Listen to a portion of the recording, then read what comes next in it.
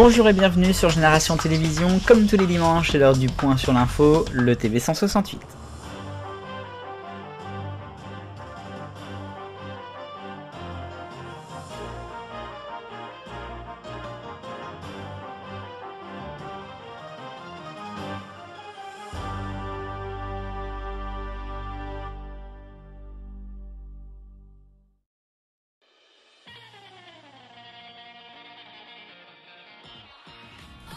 Et à la une du TV 168, en ce dimanche 11 décembre 2022, c'est une journée Eurovision avec le concours junior qui a lieu tout à l'heure à 16h, à suivre sur France 2, depuis l'Arménie, depuis Yerevan, la capitale.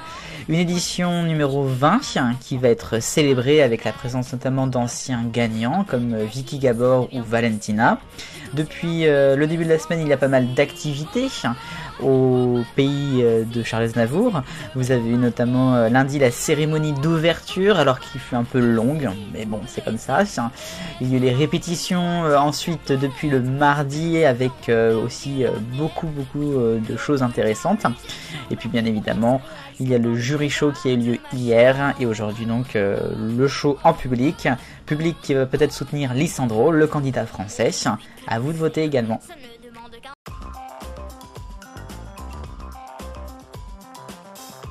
Le rayon actu, le reste des informations de la semaine. Alors on commence avec France 2 et des suppressions en série. Ça y est, c'est officiel, le passage des arts sur France 2 va s'arrêter avec Claire Chazal qui est très déçue de cet arrêt plutôt brutal.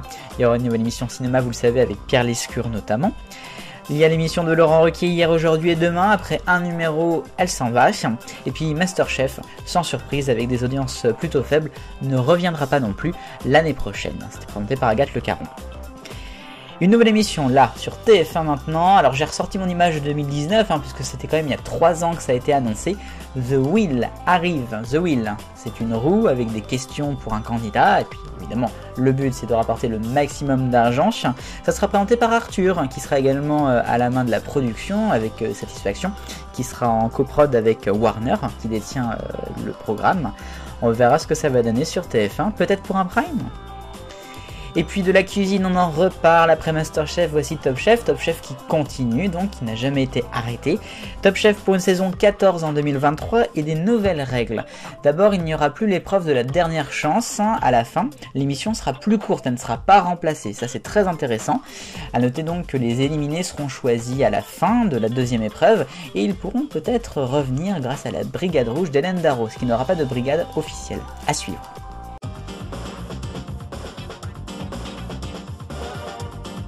La question 168 maintenant de la semaine dernière. Trop de pubs sur TF1, vous êtes beaucoup, d'accord, beaucoup trop de pubs avec une grande majorité de vos voix. Oui, un peu trop en deuxième et en troisième, je ne regarde pas la Coupe du Monde. Vive le boycott. La nouvelle question, j'en parlais en début de rayon actu. Quel avenir pour Claire Chazal maintenant que Passage des Arts s'arrête? Est-ce qu'elle va rester sur France Télé ou pas par exemple? À vous de me dire votre avis, le lien dans la description.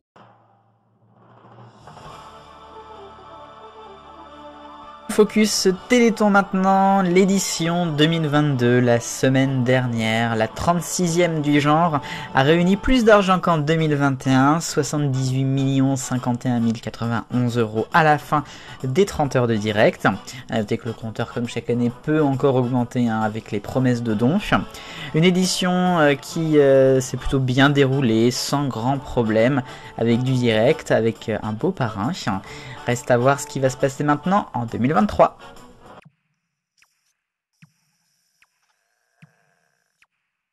Et en hommage à Franck Sora, qui est décédé cette semaine à l'âge de 55 ans.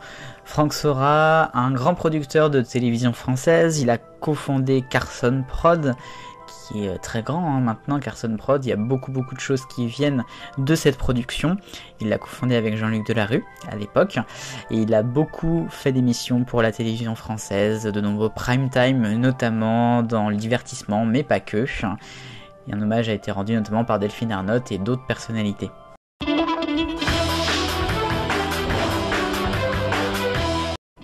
Oui, je sais, vous attendiez que je parle de ça, forcément, c'est mon point, gars. Jean-Marc Morandini a été condamné lundi par le tribunal correctionnel de Paris à 1 an de prison avec sursis probatoire. Donc bon, il va pas faire de prison, mais bon, c'est comme ça. Par contre, il est gardé à l'antenne sur les différentes chaînes que vous connaissez, alors que par exemple Monsieur Dorman, dont on a appris aussi cette semaine pas mal de choses avec sa garde à vue, lui a été carrément licencié de Webedia.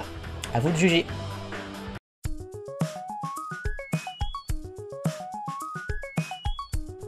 Et voici l'arc-en-ciel des audiences, du rouge pour France 3 d'abord, avec le grand échiquier, décidément c'est pas bon pour Claire Chazal, en dessous du million lundi soir. En orange, je vous propose France 2 avec la grande fête du Téléthon, un score qui est quand même au-dessus du million, mais ça reste très moyen, mais bon, le compteur est là, c'est le principal. Stable mais moyen pour tous en cuisine sur M6 en jaune, vendredi qui fait un score donc un petit peu moyen.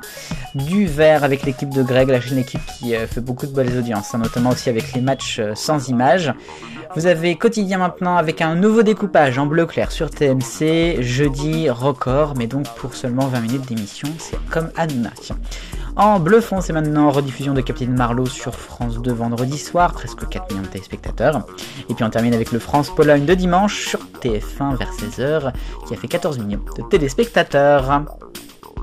Et comme chaque jour durant le mois de décembre, voici le top des prime time de la soirée. Pour ce dimanche 11 décembre, vous avez sur TF1 le film Love Actually en rediffusion. Sur France 2, c'est le film Rebelle qui est inédit en clair, une date de 2019. Sur France 3, vous retrouverez des épisodes inédits de Inspecteur Barnaby, c'est l'épisode 4 de la saison 22. Côté France 5, là aussi lié avec le retour de la fabrique du mensonge, la série documentaire qui sera consacrée à la propagande russe. Sur M6 maintenant, c'est un numéro inédit de Zone Interdite chez moi, à Saint-Nazaire, avec les paquebots du futur, l'incroyable défi des champs. Sur Arte, vous retrouverez en rediffusion le film Arrête-moi si tu peux de Steven Spielberg. Du côté de C8 à 21h10, là aussi c'est un film et c'est un drame, Monsieur Klein, qui date de 1976 avec notamment Alain Delon. Sur W9, là aussi c'est un film avec La Cité de la Peur de 1994. Vous retrouverez un téléfilm sur TMC, L'Héritage, qui date de 2019 à suivre. Sur TFX maintenant, c'est presque l'héritage aussi, c'est le Transporteur Héritage. C'est la rediffusion du film qui date de 2015. De l'inédit sur Énergie 12 avec le téléfilm de Noël, Ma meilleure ennemie de Noël. C'est la suite de Ma meilleure ennemie, mais de Noël. Donc, sur la chaîne parlementaire LCP, vous retrouverez Rambobina, présenté par Patrick Cohen, qui sera consacré à l'espagnol. Vous avez sur Culture Box de l'inédit du théâtre avec Bonté divine. Côté BFM TV, bien sûr, c'est la chaîne info qui vous proposera les 7 jours du BFM. 7 jours de BFM, bien sûr, à suivre. Du côté de C-Star, c'est un numéro inédit de Chicago Fire. Je le fais bien avec l'accent, pas du tout. Chicago Fire, qui sera avec notamment des gens bien comme épisode. Sur Gulli, là aussi c'est inédit, là c'est en rediffusion, Tiny House, mini-maison sur mesure, avec notamment Hawaï, je crois, au programme. Sur TF1 série film Sissi l'impératrice, Sissi impératrice après Sissi la semaine dernière. Vous avez un film sur la chaîne L'équipe de 2011, Nuit blanche, à suivre en rediffusion, à partir de 21h05. Du côté maintenant de Sister, vous retrouverez À propos d'Henri. Là, c'est un film également de 1991. Alors maintenant, nous allons nous intéresser à RMC Story avec l'émission Faites entrer l'accusé qui est en rediffusion à suivre notamment sur Alain Fouché. De l'inédit pour RMC Découverte comme dimanche dernier avec Seul face à l'Alaska, un terrain d'apprentissage. Sur Chérie 25, vous retrouverez Les petits meurtres d'Agatha Christie, c'est l'épisode 3 de la saison 2. Et puis on termine comme chaque jour le Top TV pendant ce mois de décembre avec les chaînes info. Sur LCI bien sûr c'est le 20h puis le 22h de Darius Courgebat.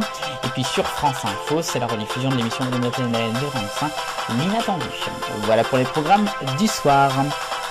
Et voilà pour le TV 168 totalement. Merci d'avoir regardé l'émission aujourd'hui, j'espère qu'elle vous a plu. Je vous donne un rendez-vous toute la semaine pour le Top TV, tous les jours. Et puis dimanche prochain pour un nouveau TV 168. Vive le bonheur, on est tous des millions de copains, salut!